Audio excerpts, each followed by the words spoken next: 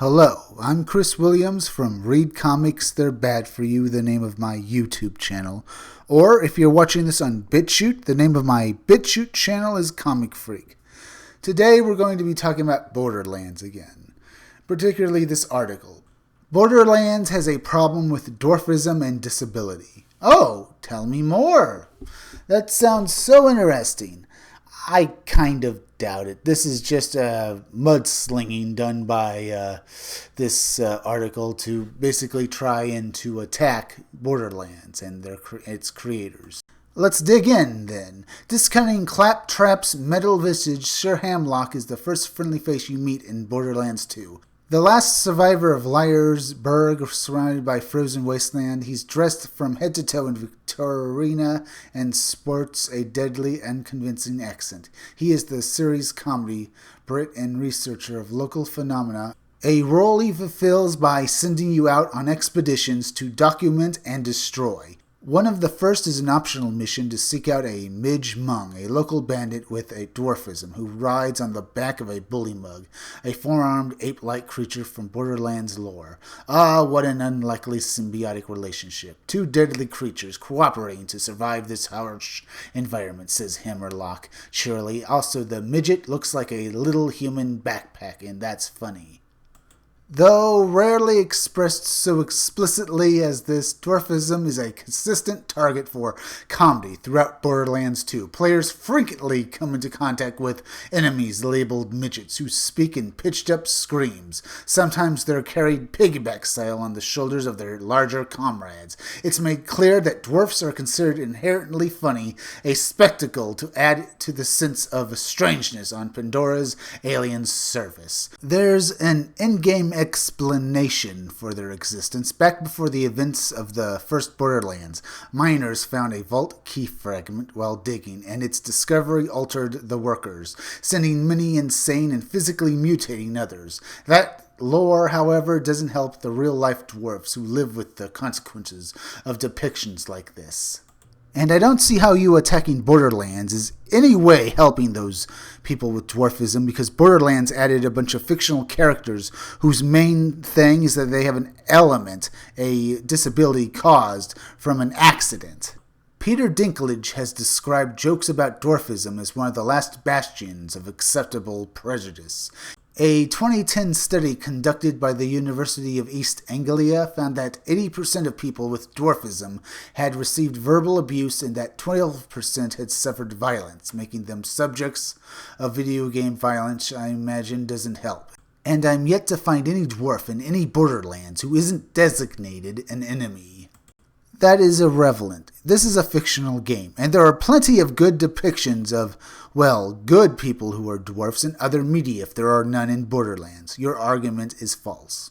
Getting back to the article, ours is a society in which people are drip-fed through history, media, literature, and popular culture the idea that dwarfism is at best undesirable and at worst to be ridiculed or feared. Dwarfism activist Eugene Grant wrote in a short list column last year, most average height people meet and get to know few, if any, dwarf people in real life. So cultural representations matter a great deal and massively influence perceptions, shape attitudes, and inform behavior. Borderlands joins a long line of representations of dwarfs as either punchlines, as in Austin Powers, or curiosities like the Oompa-Loompas of Charlie and the Chocolate Factory. The term midget is in itself considered derogatory, associated with freak shows of P.T. Barnum and the public display of dwarfs for novelty, entertainment.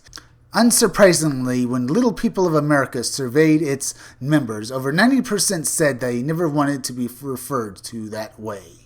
This isn't a history of Borderlands developers are completely unacquainted with. By the pre-sequel, midgets had become little scavs, and in Borderlands 3 they're called tinks. Producer Chris Brock acknowledged in PC Gamer's an interview that the original name had been super sensitive, yet Randy Pitchford has tweeted that the change is not a censorship thing, but rather down to a fun title the team came up with during development. It's an interesting choice of words using censorship. There is the fact that Gearbox seems aware of the offense it might cause only makes the fundamental problem that tinks exist as enemies at all more exasperating.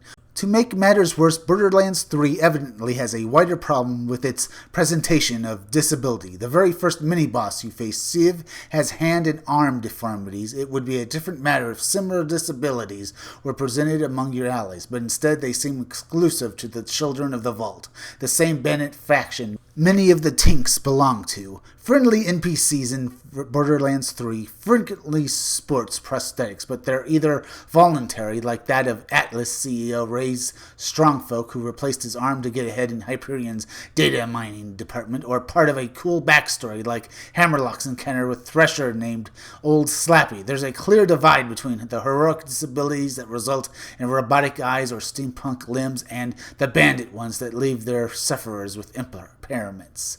Those who grew up with real-world disfigurements often feel as if they've left outside society. To mirror that situation within the fantasy fiction of Borderlands feels both unnecessary and unthinking.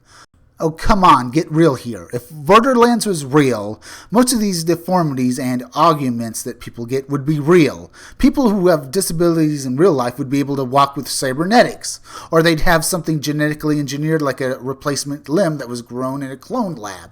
What you're saying makes no sense, because you're also talking about a fantasy world, like you said. This is fictional.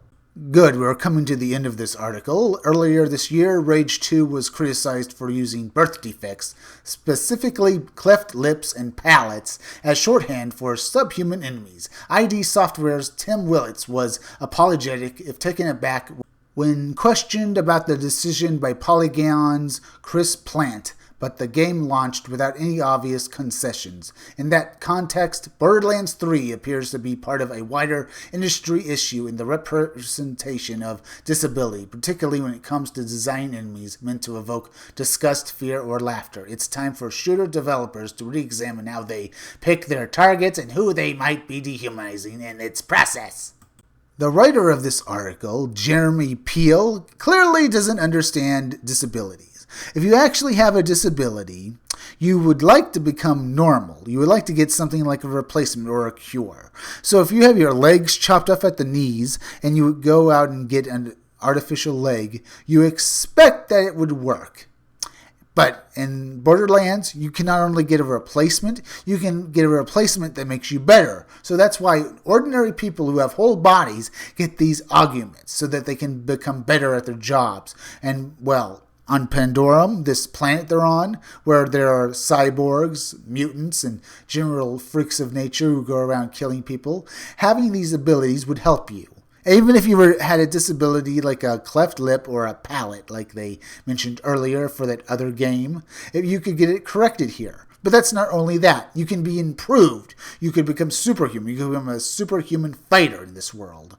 And that's awesome. But what you're talking about doesn't exist in that world.